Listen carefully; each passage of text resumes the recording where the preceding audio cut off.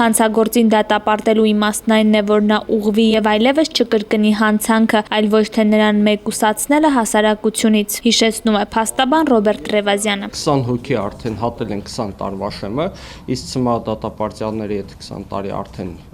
կրում են իրենց պատիժը, իրավունք են ստանում վաղաժամկետ ազատ արձակման։ Այս վերջի տարիներին արդեն 20-ը թեև հատել են, բայց որևէ դեպք չունենք, որ մի ցմահ դատապարտյալ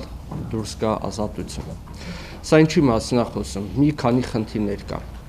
Նախ, առաջինը, որ անձը թերևս որևէ մեկը չի ուղղել, որպեսզի ինքը արդեն հնարավոր լինի իրեն ազատ արձակել դեպի հասարակություն։ Դա վարկածներից մեկն է։ Մյուս տարբերակը, որ քրեակատարողական հիմնարկը, որը կոչված է ուղղման գործընթացը ապահովելու, որպեսզի անձի հետ աշխատանքներ կատարի անձին ուղղելու համար, թերացել է իր գործառույթների մեջ։